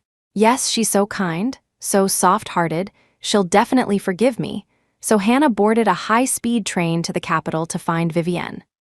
Lucas and Kian both learned of this news and quickly arranged for people in the capital to intercept Hannah, preventing her from having any chance to see Vivienne. They hadn't even had a chance to see Vivi yet. How could they let Hannah get there first? Lucas and Kian's men discovered several groups of people sent by Caspian garrison to watch them. This was Newbridge, their turf, so naturally they called the shots. Kian, as if in provocation, led his men to break the limbs of the people Caspian had sent, then sent them back to the garrison family as a show of force. Lucas naturally didn't let it slide either and planted some of his own people in the capital. This way, when they went to the capital again, they wouldn't be as helpless as last time. Today was the 5th time Lucas and Kian had come to Aunt Melody Windsor's house to apologize. "Aunt Mel, we really know we were wrong. We've thought it through. We've let go of our feelings for Vivi. We just want to attend Vivi's wedding as older brothers, that's all." Lucas said these insincere words. Kian nodded repeatedly, trying to make his expression look innocent. "Aunt Mel, please grant us this small wish. After all, we've known Vivi for so many years. We don't want to miss even her wedding. It's fine if we can't be together. We were prepared for that. After all, even if it wasn't Caspian, even if she chose between me and Lucas, one of us would always be disappointed. We just don't want to miss the chance to attend Vivi's wedding. Aunt Mel, could you please help us out?" Aunt Melody looked at them, feeling very troubled. She was roughly aware of what they had done before. She couldn't make decisions for Vivi. However, she had watched Lucas and Kian grow up, and her heart couldn't help but soften. They had come to beg her several times. Even a heart of stone couldn't remain unmoved indefinitely. Aunt Melody sighed deeply. "Oh, you two, I can only help you ask Vivi. I can't guarantee she'll agree." Receiving a satisfactory answer, Lucas and Kian both thanked her profusely. "Thank you, Aunt Mel. Your words are enough. We're sorry to trouble you." After seeing them off, Aunt Melody mulled it over for a long time before sending Vivienne a message. "Vivi, Lucas and Kian said they want to attend your wedding. What do you think? Should we let them come?" Chapter 23, Vivienne Windsor was trying on wedding dresses when her phone suddenly chimed a few times. She was busy adjusting the train of her dress and didn't have time to look. So, she lowered her head and quickly said, "Caspian, can you check the message for me?" Beside her, Caspian Garrison, dressed in a black suit, looked even taller and more slender. "All right." He leaned casually against the wall, picked up Vivienne's phone from nearby, and entered her initials and birthday to unlock it. Upon seeing Aunt Melody Windsor's message, Caspian paused for a moment, then read it aloud. "Vivi, Lucas and Kian said they want to attend your wedding. What do you think? Should we let them come?" His eyes deepened slightly, a hint of jealousy in his tone. "Vivi, what do you say? Should we let them attend my wedding?" Caspian took a few steps forward, stood behind Vivienne, dismissed the assisting attendant, and personally helped her adjust the dress train. The tall, broad figure behind her almost enveloped her completely. His long, well-defined fingers moved over her dress train, creating an inexplicably intimate sensation. "Caspian, maybe." Vivienne stared at his serious face, her own face reddening silently, and stammered. Caspian chuckled lightly. One hand held her waist, pressing her into his embrace, while the other gently stroked her hair. "Vivi, trust me. Trust your husband's abilities. Even if they come to our wedding, they won't be able to cause any trouble." His chin rested on her shoulder, his deep, magnetic voice falling entirely into Vivienne's ear. She stared blankly at her reflection in the mirror, not noticing when her entire face had flushed crimson. Vivienne hadn't heard a word Caspian said, merely nodding distractedly. Okay." She felt like she was turning as red as a cooked shrimp, her heart pounding uncontrollably. However, the man behind her seemed to notice her embarrassment, and the smile on his handsome face grew even more pronounced. "Vivi, look, you're beautiful in the mirror." He teased her deliberately. Vivienne's small face was flushed red. Even she hadn't noticed that this reaction was entirely different from how she would react to Lucas Sterling or Kian Quinn. Her eyes darted around, looking everywhere, but daring not to look at the man behind her. She didn't even notice when the phone was back in her hand. It was almost as if Caspian had guided her fingers, manipulating them to type out the word, "okay." Vivienne felt as if her hands were stained with the warmth of his palm. Finally, when she fully came to her senses, she belatedly realized Caspian had been jealous earlier. An incredible thought sprang into Vivienne's mind. Caspian liked her? Vivienne covered her flushed cheeks, unable to believe it. She told herself they had only been together for a few short days. How could feelings develop so easily? They were husband and wife now. Even jealousy was normal. To clear her head, after Vivienne finished trying on the wedding dress and confirmed what needed alterations, she threw herself wholeheartedly into her work. Caspian watched the serious girl, said nothing, and silently adjusted the lighting. Only after confirming it was the most suitable light did he quietly leave. Chapter 24, Caspian Garrison deliberately instructed his men to ease up on their surveillance of Lucas Sterling and Kian Quinn. It wasn't that he had let his guard down, but rather he was intentionally allowing Lucas and Kian an opportunity to make a move, so he could anticipate and prepare accordingly. His subordinates received the order and quickly went to carry it out. At this time, Caspian also deliberately informed Arthur and Eleanor Windsor that Lucas and Kian were coming to the capital. What? After how they treated Vivi, they still dare to come to the wedding. Eleanor was furious upon hearing this news. If it were before, she would have sung Lucas and Kian's praises. She had even genuinely considered them as potential sons-in-law. But they should never, ever have played with Vivi's life. How much must Vivi have suffered when that Hannah Vance was harming her?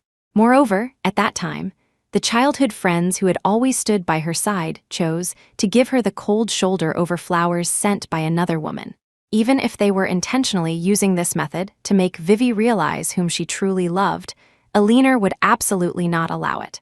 At this moment, Eleanor only felt fortunate that old Mr. Windsor had chosen such a good marriage for Vivi. Compared to Lucas and Kian, Caspian was countless times better. At least Caspian's life was uncomplicated, he was devoted to Vivi, and he was in the capital. Eleanor had watched him grow up and knew him well. Eleanor and Arthur Windsor quickly expressed their displeasure with Lucas and Kian to those around them.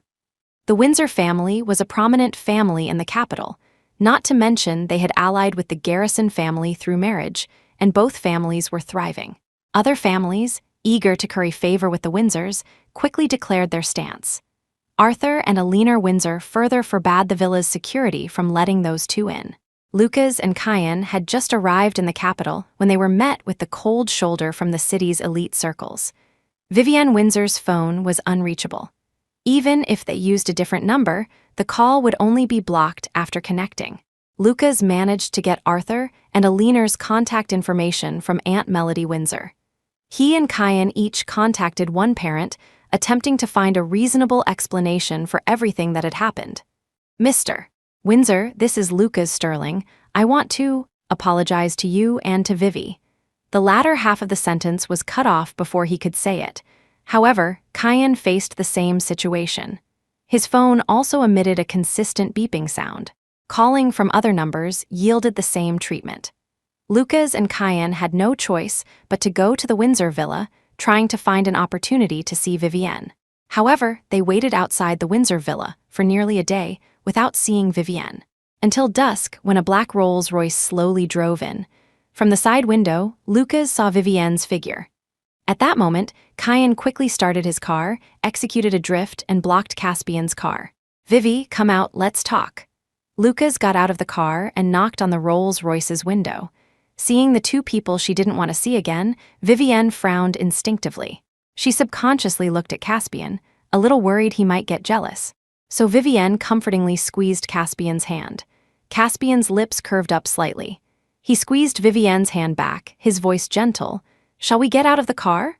Caspian opened his side of the car door and, in front of Lucas and Kian, carried Vivienne out bridal style. The moment her feet touched solid ground, Vivienne's face was still a little flushed. Chapter 25, Vivienne Windsor and Caspian Garrison, fingers intertwined, looked at Lucas Sterling and Kian Quinn with a hint of defensiveness. Faced with such a gaze, Kian felt deeply hurt. Vivi, we're childhood sweethearts. How can you look at me like that? Vivienne frowned, not wanting to discuss these trivialities with them.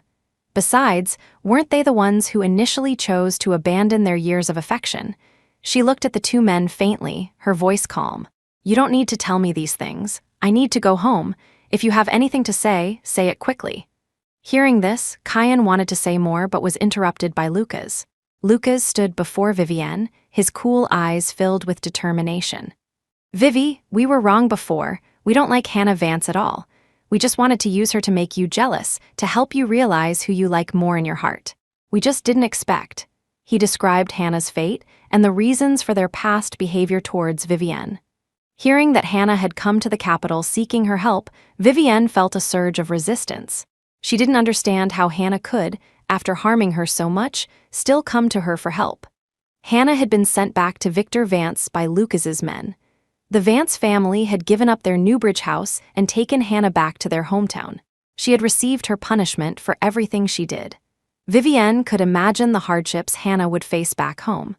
Hannah used to always complain to her about being poor, and Vivienne had helped in every way she could.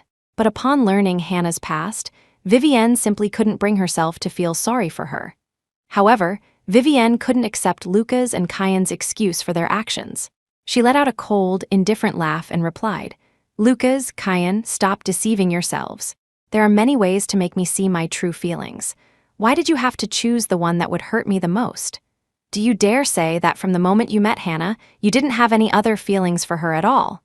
Lucas froze, a look of bewilderment and confusion on his face. Kian's face showed a hint of unnaturalness, a touch of guilt in his heart.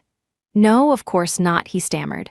Caspian, however, decisively tore away their flimsy veil of denial. "All right, stop deceiving yourselves.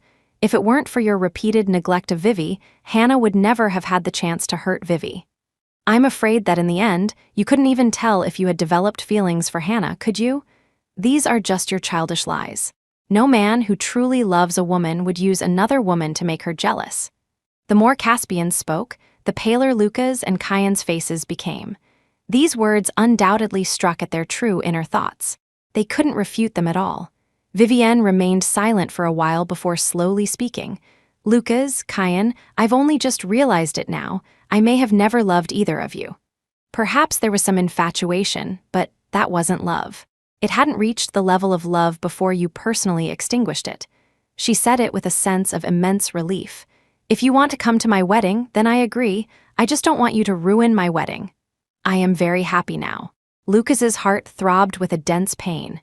He shook his head slightly, looked at Vivienne, and managed a faint smile. "Vivi, don't be with someone else. We're childhood sweethearts, I understand everything about you. We're a match made in heaven," he muttered stubbornly, still unwilling to accept this reality. Chapter 26. Kian Quinn's eyes were bloodshot, his fists clenched tightly. He threw a determined punch towards Caspian Garrison. "Why him? I don't accept it, Vivi. As long as you don't want to marry him, I'll help you elope. We can go abroad or back to Newbridge, wherever you like. It's all fine, however." Caspian, who could have easily dodged Kian's punch, merely tilted his head slightly, allowing Kian's fist to graze his cheek. The injury wasn't serious, but it still left a red mark. "Hiss!" Caspian clutched his lightly injured cheek, drew a sharp breath, his features contorted in pain. Even so, his handsome appearance remained undiminished. Vivienne Windsor saw he was hurt and felt extremely distressed. She grabbed his hand, wanting to lift it to check the wound. "It's okay, I'm not hurt, it doesn't hurt." Caspian forced a light-hearted smile. Vivienne saw it and became even more anxious. Seeing he wouldn't let go, Vivienne felt resentment towards Kian and questioned him coldly. "Kian, why did you hit him? When did you become so impulsive and irritable?" Such blame weighed heavily on Kian, almost driving him mad. He hadn't expected Vivienne to completely ignore what he had just said, her entire focus on Caspian. He knew perfectly well how much force he had used in his punch and whether it had landed. He never thought he could be framed like this. Kian was furious. "I didn't even hit him. He's not hurt, Vivi. Come with me, he's not a good person." As he spoke, he tried to grab Vivienne's hand. But Vivienne shook off Kian's hand without hesitation. "This is the Windsor residence, my home. I won't go with you. I can't believe you injured someone and still won't admit it." Her tone had never been so cold. "Lucas Sterling, Kian Quinn, we are not friends anymore. You are not welcome at the wedding either, since you're not coming with sincere intentions." As soon as she finished speaking, Vivienne took Caspian's hand and strode through the villa's outer gate. Several Windsor family security guards and bodyguards quickly blocked Lucas and Kian, giving them no chance to enter. Lucas and Kian stubbornly waited outside the gate. Until late at night, Eleanor and Arthur Windsor came over to send them away. "Young Mr. Sterling, young Mr. Quinn, please leave. The Windsor family does not welcome you. We also don't wish to entrust Vivi to people like you. After all, no one can guarantee there won't be another Hannah Vance. You are both very outstanding. Don't be so fixated on Vivi."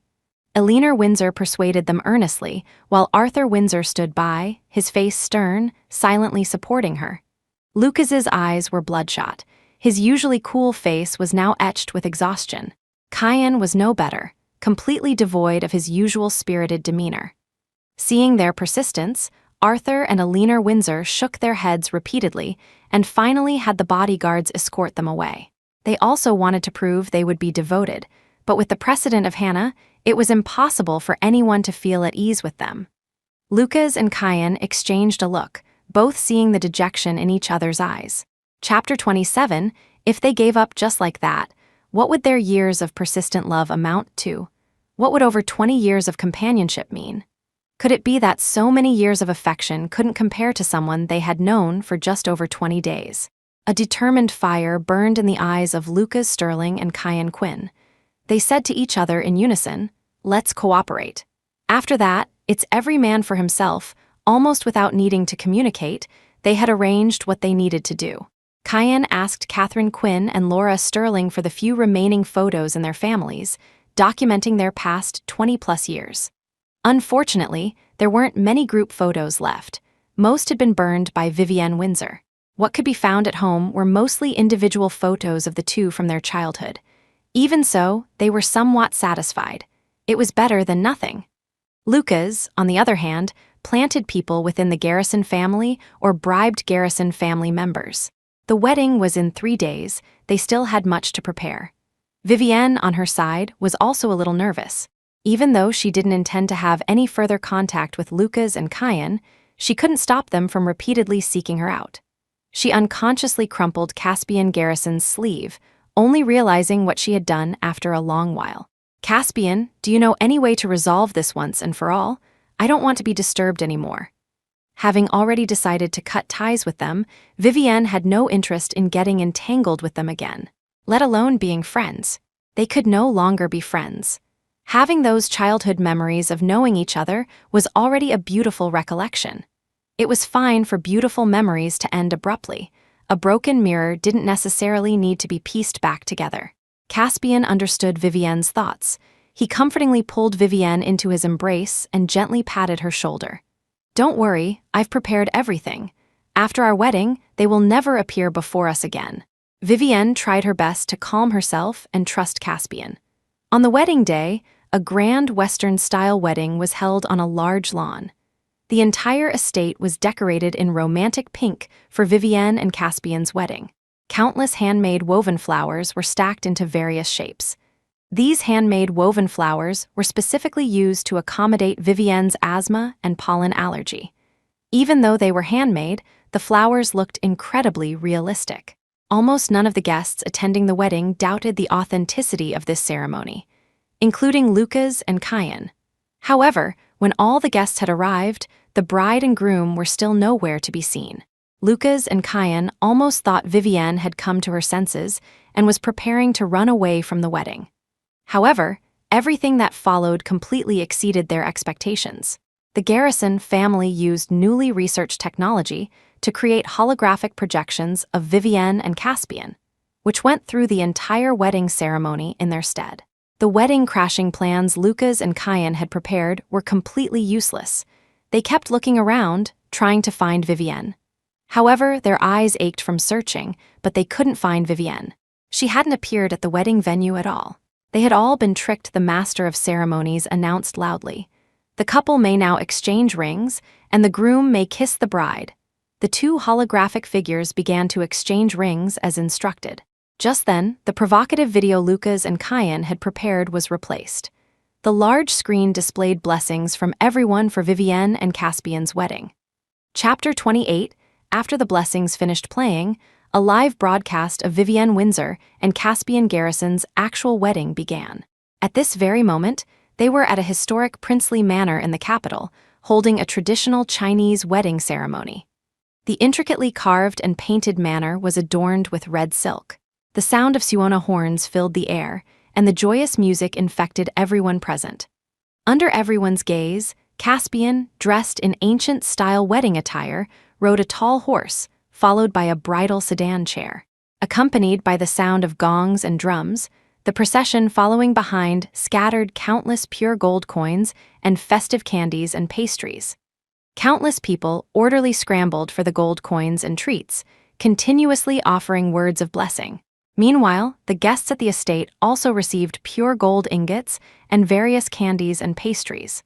The lavishness of this wedding was enough to astound everyone. Lucas Sterling and Kian Quinn watched with their own eyes as the figures on the screen stopped at the entrance of the manor.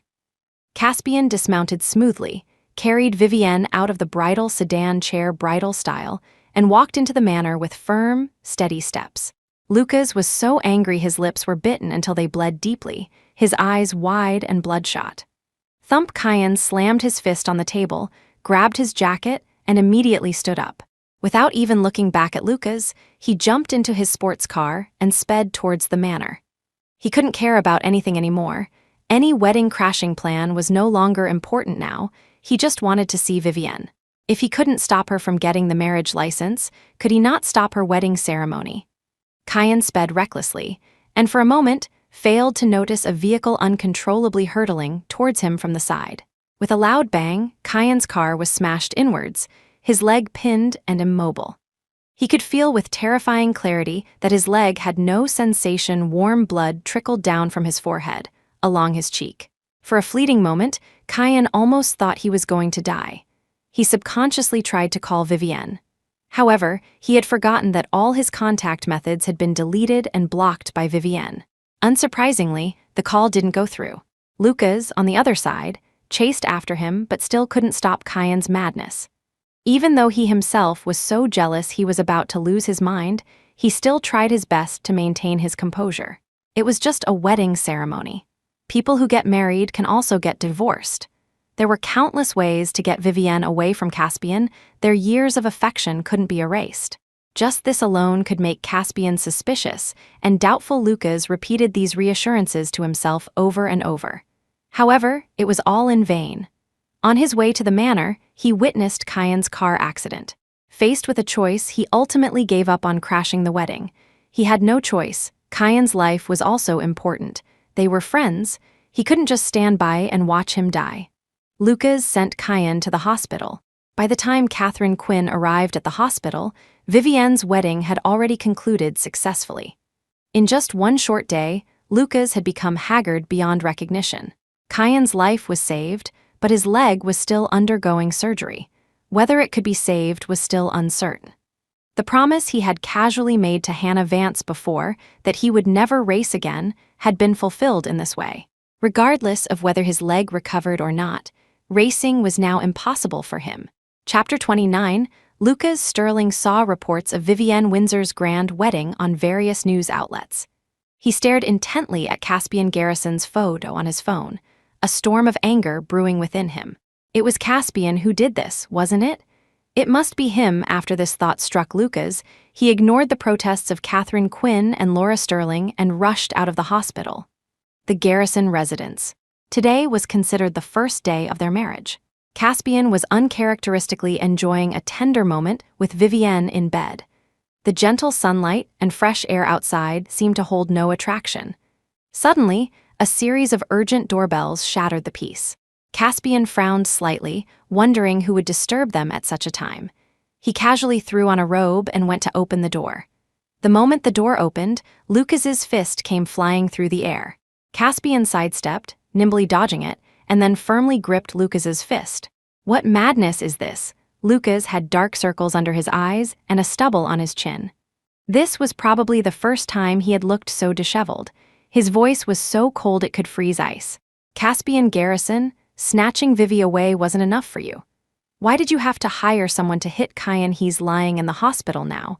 Whether his leg can be saved is still unknown. You will pay the price. With that, Lucas and Caspian began to fight. Caspian effortlessly countered Lucas's every move, not forgetting to explain, "Lucas Sterling, I wouldn't stoop to such actions. I merely arranged for people to send you both back, to target the Quinn and Sterling families, to give you something to do so you wouldn't have time to bother me and Vivi." At this moment, Vivienne was also drawn over by the noise. "Stop fighting," Vivienne quickly intervened, adding, "I believe Caspian. Let's use evidence to speak." Hearing her voice, Lucas finally calmed down. Before long, the Garrison family presented the investigation results. The driver who hit Kian had suffered brake failure. It was an accident. It had nothing to do with Caspian. As Caspian had said, The people he arranged would have knocked Lucas and Kian unconscious and sent them back to Newbridge if they had tried to crash the wedding. The targeting of the Quinn and Sterling families in Newbridge had already begun. Laura Sterling called Lucas several times, urging him to return to Newbridge. Even Kian had been sent back to Newbridge for treatment. Caspian, ever since planning to marry Vivienne, had already established a new company in Newbridge, preparing to compete with Sterling Corp. The Windsor family itself had considerable influence in Newbridge, and after joining forces with the Garrison family, they also decided to start reigning in the Sterling and Quinn families. When Kian woke up and found his leg tightly bound, he almost went mad. Lucas sat by his bed and said coldly, "Your leg is fine, it's saved. It just needs rehabilitation and proper rest. Forget about racing in the future." Hearing he couldn't race, Kian truly couldn't accept it this time. He could voluntarily give up racing, but he couldn't accept being forced to give it up like this. After his leg finally healed enough for him to walk normally, Kian sat in a car full of anticipation. Before he could even start the engine, he began to break out in a cold sweat. The feeling of near death washed over him again, the shadow looming over him never dissipated. Forget racing, he couldn't even drive a normal car anymore. Kian got out of the car, his heart like dead ashes, drenched in cold sweat as if he'd been pulled from water, his face ghastly pale. Lucas helped him up but said nothing. Kian looked at Lucas and spoke hoarsely, "Why are you still here with me? What are you willing to give up on Vivi?" Lucas stared blankly into the distance and let out a long sigh. "What else can I do if I don't give up?" During Kian's recuperation, it wasn't that he hadn't tried, but it all came to nothing. Even though he recounted all their past happy memories in letters to Vivienne over and over, hoping to make her recall their past, but he never received a single reply. Vivienne had long since explained everything to Caspian, including her childhood experiences with Lucas and Kian. They were completely open with each other. How could they be made jealous or suspicious? After all, Lucas had truly seen in Vivienne's eyes her love for Caspian. That kind of love was completely different from what she had shown them. Lucas had no choice but to give up. Even if he was unwilling, what could he do? Hearing Lucas's words, Kian also felt as if all hope had been drained from him. He was now a cripple. He couldn't even compare to Lucas, so how could he possibly compare to Caspian? The two silently returned to their respective homes. Lucas threw all his energy into work, too busy to think about anything else. Kian, on the other hand, tried again and again to overcome his psychological trauma. Unconsciously, the number of times they met grew less and less, and they gradually had nothing left to say to each other. The three people who were once so close had now quietly drifted apart. The end.